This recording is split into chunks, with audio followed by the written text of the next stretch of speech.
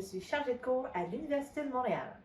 Bonjour, je suis Marie-Josée Savoie. Je suis aussi chargée de cours à l'Université de Montréal et dans cette capsule, nous allons aborder le sujet de la rétroaction. Selon la méta-analyse de John Hattie, la rétroaction est l'un des principaux facteurs de réussite de l'apprentissage et de l'enseignement.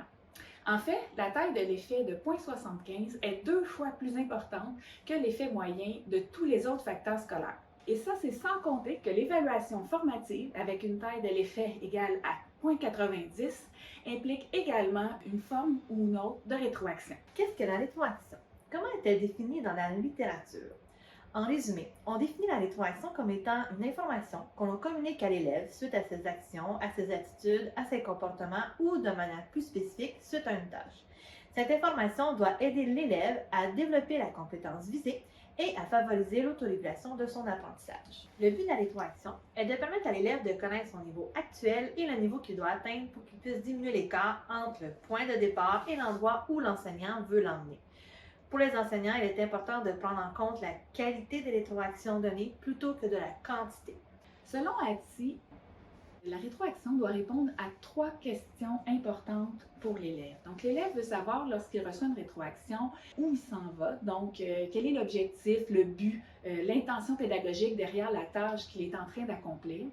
L'élève veut aussi savoir où il est rendu par rapport à ce but-là. Donc, quel est le chemin qu'il a parcouru par rapport à ce but. Et il veut savoir essentiellement quelle est la prochaine étape. Donc, qu'est-ce qu'il lui reste à faire pour combler le chemin qui lui reste à parcourir entre l'endroit où il se situe et l'objectif à atteindre. Donc, par exemple, on pourrait penser à un schéma narratif en 5 étapes. Donc, l'intention d'apprentissage serait pour l'élève de pouvoir rédiger un texte qui respecte les 5 étapes essentielles d'un schéma narratif. Donc, je rappelle à l'élève cette intention d'apprentissage-là dans un premier temps. Ensuite, en regardant où ce que l'élève est en train de faire, je pourrais constater et lui faire remarquer qu'il a déjà bien complété l'étape de la situation initiale ainsi que l'étape de l'élément déclencheur. Il serait donc rendu à l'étape des péripéties qui serait son étape suivante, donc qui répondrait à la 3e question, quelle est ma prochaine étape. Donc, on pourrait dire à l'élève, bravo, maintenant tu es rendu à l'étape des péripéties. Tu dois donc vérifier avec tes notes, tout ça, pour t'assurer d'avoir tous les éléments que tu avais prévus dans ton plan pour compléter tes péripéties et ainsi te rapprocher du but initial qui est de rédiger ce texte qui respecte les 5 étapes essentielles du schéma narratif. Les recherches de Hattie l'ont amené à cibler 4 niveaux de rétroaction. Le premier niveau est une rétroaction portant sur la tâche. Le deuxième niveau est une rétroaction portant sur le processus d'apprentissage de l'élève. Le troisième niveau va porter plutôt sur l'autorégulation de l'apprentissage et le dernier niveau va porter sur la personne. Les 3 premiers niveaux sont à privilégier afin d'offrir une rétroaction plus précise pour permettre à l'élève de répondre aux 3 questions qu'on a mentionnées un peu plus tôt. Le premier niveau de rétroaction est la rétroaction liée à la tâche. C'est la forme la plus répandue de rétroaction. C'est une rétroaction qui est corrective, c'est-à-dire qu'on va informer l'élève sur la justesse de sa réponse. Comment la tâche a-t-elle été exécutée? Est-ce que cette tâche-là a été bien exécutée? Donc, c'est le type de question auquel la rétroaction liée à la tâche va répondre. C'est une rétroaction qui est efficace si elle favorise l'acquisition d'informations différentes ou d'informations qui sont plus nombreuses. Elle va permettre de développer des connaissances de surface. Elle est essentielle et elle sert d'assise à la rétroaction qui concerne le processus d'apprentissage et à celle qui concerne l'autorégulation de l'apprentissage. Comme exemple, on peut penser à un élève qui avait à rédiger une introduction en tenant compte des 3 parties de l'introduction. Donc, on pourrait dire à l'élève, c'est bien, tu sais que dans l'introduction, il doit y avoir 3 parties. Donc, je vois que tu as bien nommé ton sujet amené, ton sujet posé. Par contre, il manque le sujet divisé. Donc, tu serais rendu à ajouter ce sujet divisé. Le deuxième niveau de rétroaction est la rétroaction liée au processus d'apprentissage. Elle concerne la stratégie à utiliser et soutient l'apprentissage à partir de l'erreur. Plus efficace sur le plan des apprentissages en profondeur que la rétroaction liée à la tâche, cependant, il faut noter que l'interaction entre la rétroaction liée à la tâche et la rétroaction liée au processus, peut se révéler fort puissante. Donc, c'est à privilégier. Un exemple de rétroaction liée au processus d'apprentissage pourrait être, par exemple, si on demandait à des élèves de devoir comparer le régime français et le régime anglais dans un texte. Donc, on pourrait par exemple dire aux élèves, donc tu dois comparer le régime français et le régime anglais. Tu pourrais peut-être essayer de trouver des similitudes entre les deux régimes et des différences, donc afin de t'aider à mieux comparer ces deux régimes. Le troisième niveau de rétroaction est la rétroaction liée à l'autorégulation de l'apprentissage.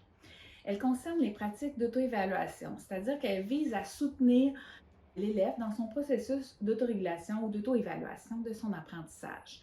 Donc, on doit encourager l'élève à s'investir davantage dans son processus d'apprentissage par le biais de questions pour l'aider à s'aider lui-même, donc à trouver des stratégies, des connaissances conditionnelles qu'il pourra récupérer dans une autre tâche. Pour donner un exemple de rétroaction liée à l'autorégulation de l'apprentissage, comme je disais, ça passe beaucoup par le questionnement, donc on pourrait demander par exemple à l'élève, ben voici, tu as fait ton introduction, rappelle-moi quels sont les éléments qui doivent constituer une bonne introduction. Donc, à ce moment-là, plutôt que de donner l'information à l'élève en lui disant s'il a bel et bien les éléments, on l'invite plutôt à se rappeler des éléments et donc pour qu'il puisse lui-même s'auto-évaluer et vérifier s'il a les connaissances.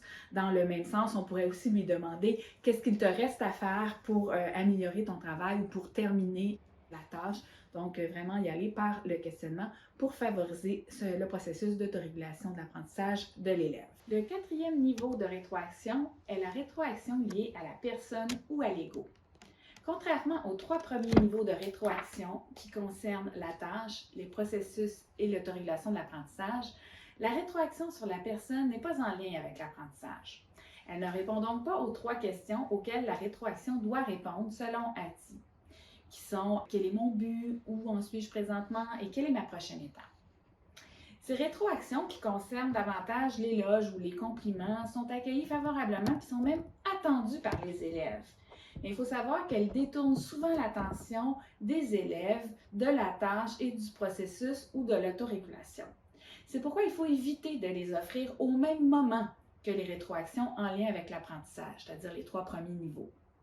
Donc, on veut vraiment éviter de diluer l'impact de la rétroaction. Bien sûr, ça ne veut pas dire qu'on ne doit pas offrir des félicitations aux élèves. Donc, c'est important d'offrir des rétroactions, d'offrir des félicitations aux élèves, c'est indéniable. Il faut seulement bien choisir le moment pour le faire. Enfin, un exemple de rétroaction sur la personne pour nous aider à mieux comprendre ce qu'il en est serait tout simplement de dire à un élève « Bravo, tu as beaucoup de facilité avec les multiplications ». Lorsque l'on pense à la rétroaction, on pense souvent à la rétroaction écrite. Or, on peut se tourner vers des outils numériques pour offrir de la rétroaction audio ou même vidéo, surtout dans le cadre de l'enseignement à distance.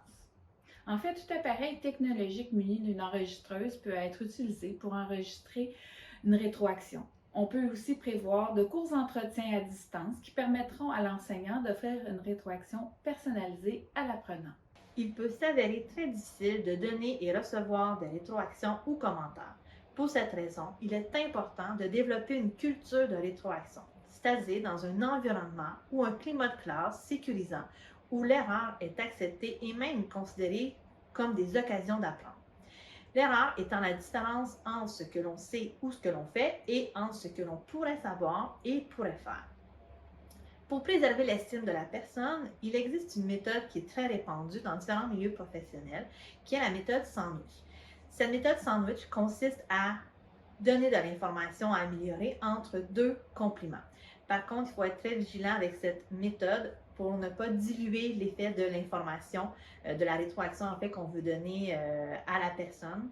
Donc, ce qui risque d'arriver, c'est que la personne va seulement tenir compte du positif et oublier ce qui est à travailler pour atteindre l'objectif d'apprentissage. Selon Brookhart, une rétroaction efficace doit respecter certains critères. D'abord, elle doit avoir lieu au bon moment, c'est-à-dire le plus rapidement possible, surtout pour les élèves en difficulté. Ensuite, elle doit être axée sur une ou plusieurs forces de l'élève et sur l'étape qui suit. En fait, ça revient à dire qu'elle doit répondre aux 3 questions de Hattie qui étaient quel est mon but, où est-ce que je me situe en ce moment-ci et quelle est ma prochaine étape. Elle doit être aussi axée sur le processus et non sur l'élève. Donc, ça revient à dire quand on parlait des rétroactions sur la personne qui venaient diluer les rétroactions sur l'apprentissage, donc les 3 premiers niveaux qui sont à favoriser. Elle doit aussi consister en une description et non un jugement, et elle doit consister en des commentaires positifs, clairs et qui sont précis. Donc ici, ce qu'on dit, c'est que ce doit être une information qui est précise et bien ciblée en lien avec l'apprentissage de l'élève. Donc en résumé, il faut retenir que la rétroaction, c'est un des processus les plus puissants auxquels l'enseignant peut recourir pour améliorer l'apprentissage de ses élèves. Il est donc important de bien formuler la rétroaction que l'on va offrir. Cette rétroaction-là doit être personnalisée, adaptée au stade où est rendu l'élève dans son apprentissage et offrir exactement ce dont il a besoin pour progresser.